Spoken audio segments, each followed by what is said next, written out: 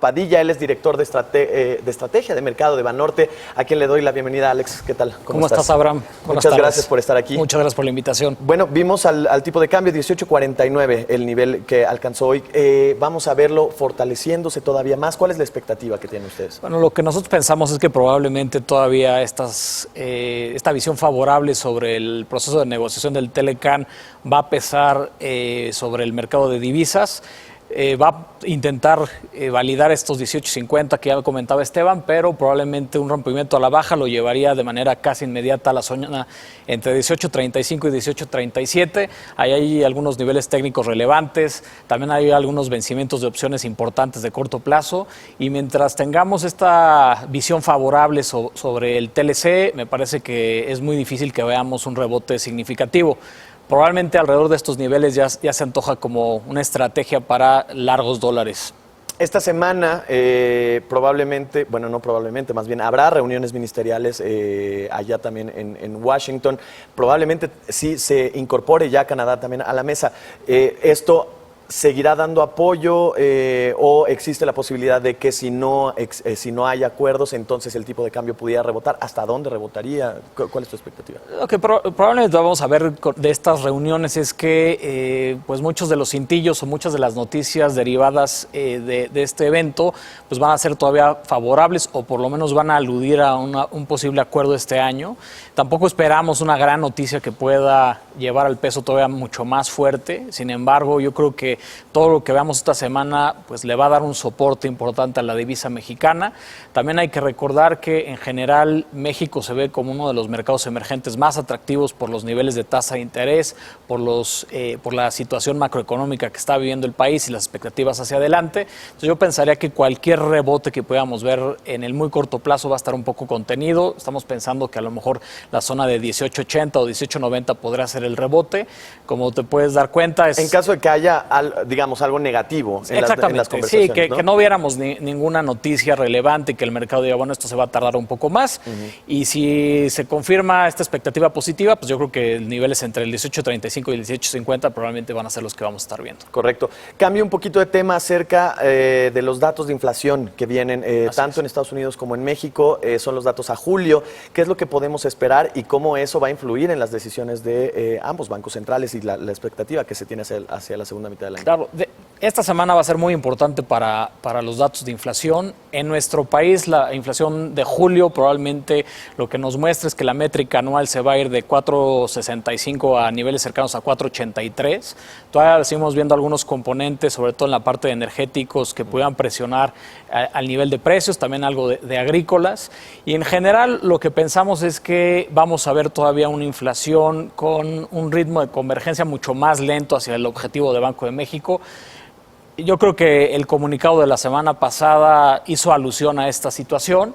Sin embargo, también para Banco de México fue muy importante observar el desempeño del tipo de cambio, la desaceleración que hemos visto en las cifras económicas en el segundo trimestre y en el balance. Por eso es que vimos un comunicado menos hawkish, además de que la tasa se mantuvo sin cambios como lo teníamos previsto. Y yo creo que va a ser muy relevante para Banco de México ver hacia adelante no solamente cómo se va dando esta dinámica de precios, sino que también de qué manera se van construyendo las expectativas de inflación, que bueno, la semana pasada con el comunicado de Banxico, la aseveración que hizo sobre el nivel de precios, vimos que los break-evens en el mercado bajaron entre 20 y 30 básicos, en donde pues claramente vemos que los inversionistas están comprando la idea de que la expectativa va a estar un poco más contenida hacia adelante. Respecto al FED, también es un dato clave, el del mes de julio. Probablemente la tasa anual se mantenga en 2.9%. Esta se ubica por arriba del objetivo de 2% del FED. Sin embargo, también hay que recordar que hay una serie de datos sobre precios en Estados Unidos que el FED también está siguiendo. Simplemente el PCE subyacente, que es la medida preferida del FED, está todavía en niveles muy pegados al 2%. Entonces yo no pensaría que va a haber presiones inflacionarias importantes en Estados Unidos. Sin embargo, el FED la semana pasada dio un comunicado bastante hawkish, aludiendo a posiblemente 2 alzas más en la tasa de referencia para este año, y yo creo que en gran medida también están incorporando en la ecuación lo que podamos ver de la reforma fiscal y la agenda proteccionista del presidente Trump, que probablemente ambos puedan generar mayores presiones en costos. Ya, correcto. Me muevo un poquito al tema internacional, digamos, específicamente al tema de comercio y las amenazas a este intercambio que tiene Estados Unidos con China, incluso también el tema de las sanciones de Estados Unidos a Irán. Claro. En todo este jaloneo y en todo este embrollo, digamos, comercial a nivel mundial, ¿ves una disminución de flujos hacia países emergentes? ¿Cómo le va a ir a México? ¿Cuál es la expectativa que tienes en este sentido? Probablemente sí veamos todavía que los mercados emergentes se van a ver afectados por esta preocupación sobre una guerra comercial entre Estados Unidos y China. Este cambio de paradigma comercial en el mundo sugiere también que en algún momento vamos a ver un incremento en costos. Probablemente vamos a ver también un ajuste en las divisas y yo creo que en este sentido México está mucho mejor parado que el resto de los mercados emergentes, aunque está en el foco de atención por ser el TLC, uno de los principales tratados que se están discutiendo en estos momentos. Me parece que el avance que ha tenido el proceso de negociaciones que ya platicamos hace rato y también el nivel de tasas que vemos en México le ayudan a nuestro país a no ser pues uno de los principales puntos en donde los inversionistas prefieren retirar el dinero.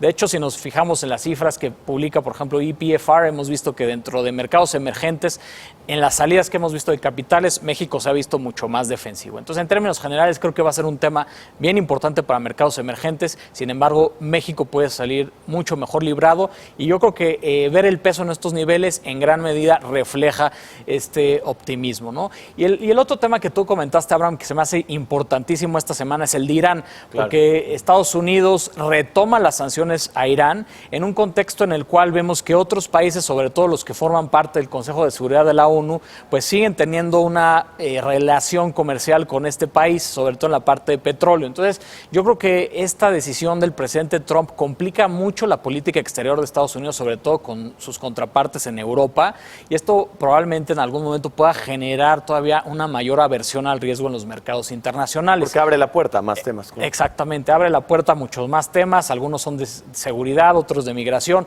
Claramente con esta necesidad que tiene Estados Unidos de financiar su reforma fiscal, lo vimos la semana pasada con el programa de emisiones del próximo trimestre, pues Estados Unidos tiene que emitir más papel y sabemos que uno de los principales acreedores de Estados Unidos es China. Claro. Y entonces, pues en un momento en el cual están discutiendo temas tan relevantes en la parte comercial, también hay otros ámbitos políticos que puedan generar esta preocupación entre los inversionistas. Pues por supuesto estaremos muy al pendiente, estaremos por supuesto al pendiente de lo que ustedes vayan analizando y la perspectiva que tengan. Muchas gracias, Alejandro Padilla, estratega allá en Banorte ICSE. Continuamos con la información. Durante mayo pasado, el indicador del consumo privado en el mercado interior se